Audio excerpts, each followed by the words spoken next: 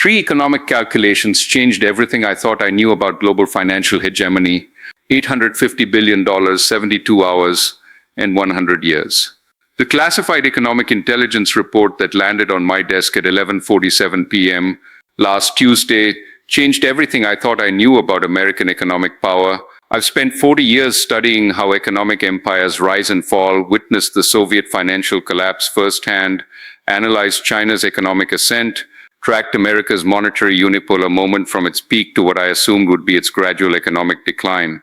But nothing prepared me for the financial intelligence briefing that arrived through secure Federal Reserve channels Tuesday night with a timestamp that will haunt me forever. In exactly 72 hours, Vladimir Putin didn't just challenge American economic hegemony.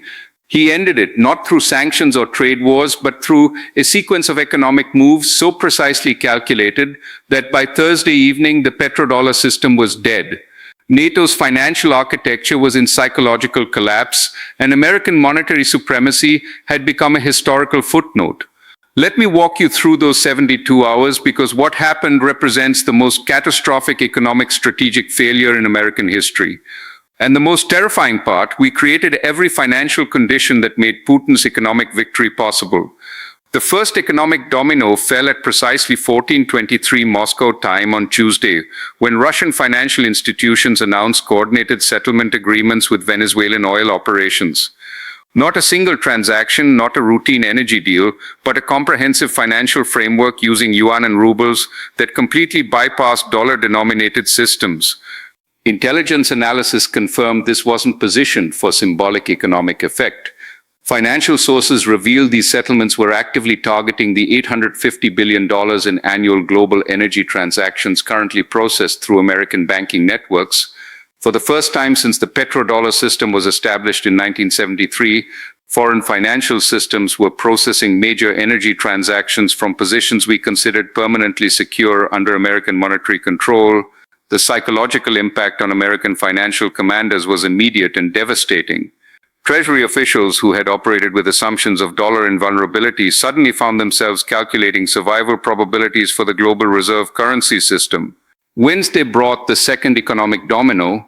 Putin's financial forces didn't just establish alternative payment systems with Venezuela.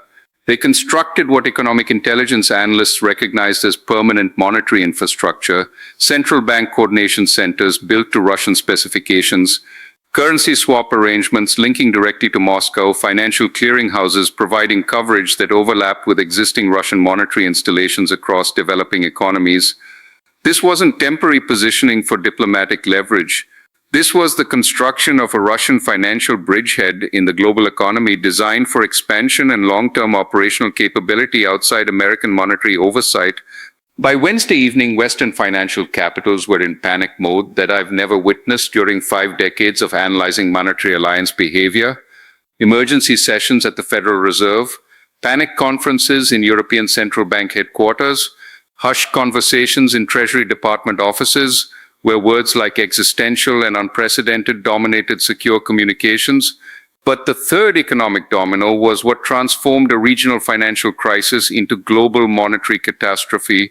Thursday morning brought confirmation through multiple economic intelligence streams that Venezuela's Russian financial deployment was coordinated with simultaneous monetary movements in 3 other economic theaters. Chinese banks began processing Iranian oil transactions in yuan, completely bypassing SWIFT systems. Middle Eastern sovereign wealth funds started diversifying reserves away from dollar assets toward gold and alternative currencies. Most alarming of all, major European corporations began establishing ruble and yuan accounts for energy transactions, effectively preparing for post-dollar trade relationships. Putin hadn't just challenged American economic dominance in one financial sector.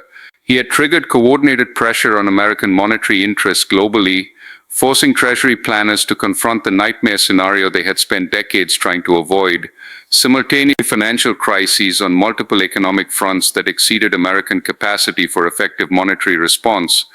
The genius of Putin's 72-hour economic sequence lay in its exploitation of American financial assumptions that had gone unquestioned since the end of the Cold War. American monetary planning assumed that challenges to dollar dominance would remain regional and sequential, allowing superior American financial resources to address threats individually. Putin shattered that assumption by demonstrating that coordinated economic pressure from multiple adversaries could overwhelm American monetary capabilities, even when American financial technologies remained superior. The issue wasn't American economic firepower. The issue was American financial bandwidth. Standing in my Chicago office Thursday evening, reviewing financial intelligence of Russian monetary installations in Venezuela, while monitoring reports of Chinese payment systems bypassing SWIFT and Middle Eastern sovereign wealth funds diversifying away from dollars, I experienced something I had never felt during decades of analyzing great power economic competition. Genuine fear for American survival as a global financial hegemon. The economic mathematics were brutal and undeniable. America possessed the monetary capability to respond decisively to any single financial challenge. America lacked the economic resources to respond effectively to coordinated challenges that required simultaneous financial commitments across opposite sides of the planet. Putin had discovered the formula for defeating American economic hegemony without defeating American financial institutions, stretch American monetary commitments beyond American capacity, while providing adversaries with alternatives to American-dominated financial systems. But here's what made Putin's economic victory so psychologically devastating for American strategic planners. Every condition that enabled his financial success had been created by American economic policies designed to strengthen American monetary dominance.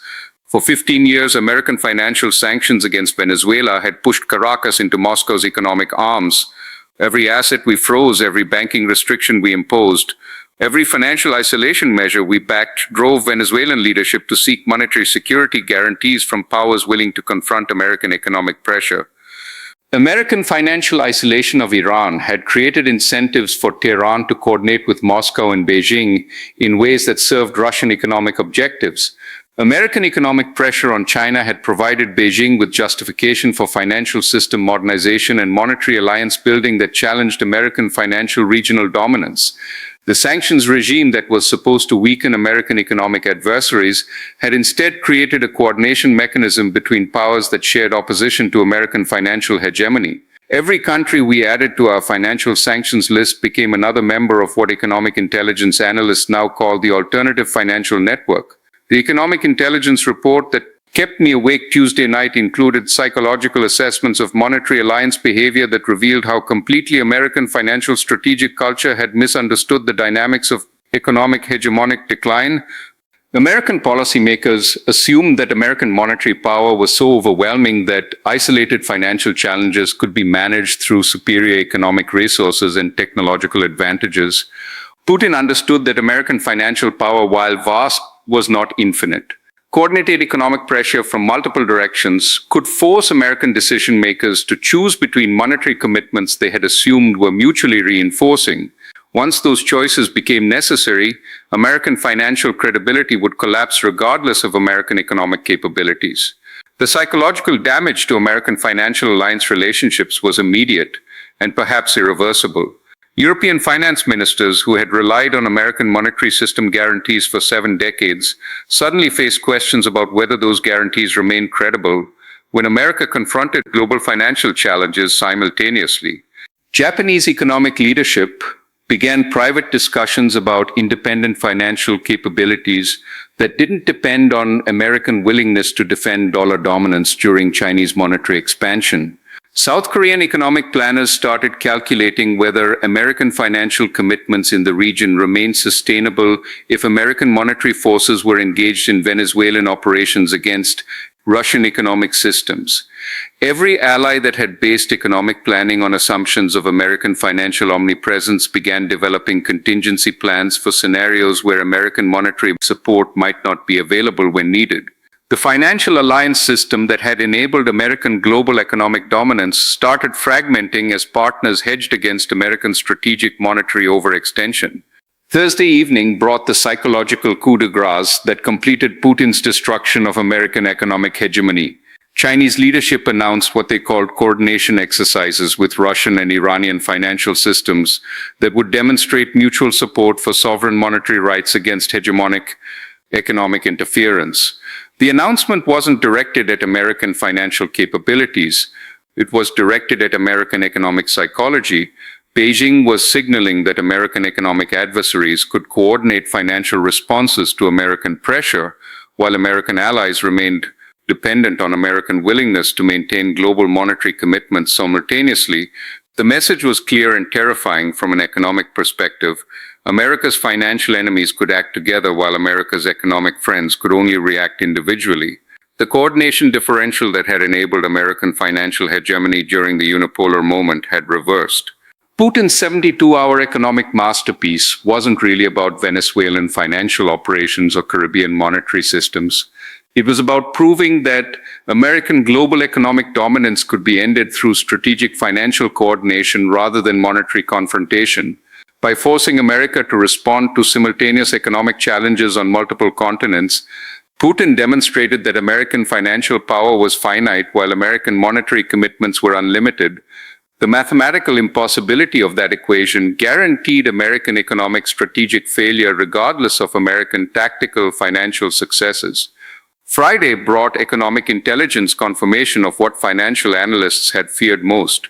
Putin's success in demonstrating American economic vulnerability through coordinated financial pressure had inspired similar strategies in other regions where American monetary dominance was assumed but not guaranteed. African nations began questioning why American financial institutions should control African monetary systems without African oversight of their operations. Middle Eastern economic partners started exploring alternatives to American financial relationships that had produced monetary instability rather than economic protection. Asian allies began recalculating whether automatic support for American regional economic strategies served their long-term financial interests. The demonstration effect of successful resistance to American economic power created incentives for challenges to American financial dominance worldwide. Putin had provided an economic template that other powers could adapt to their regional monetary circumstances and strategic financial capabilities. Standing in my office this morning watching financial news reports of Russian monetary operations in Venezuela, while Chinese financial systems conducted exercises bypassing SWIFT, I realized that Putin's 72-hour economic sequence had achieved something more significant than tactical financial advantage.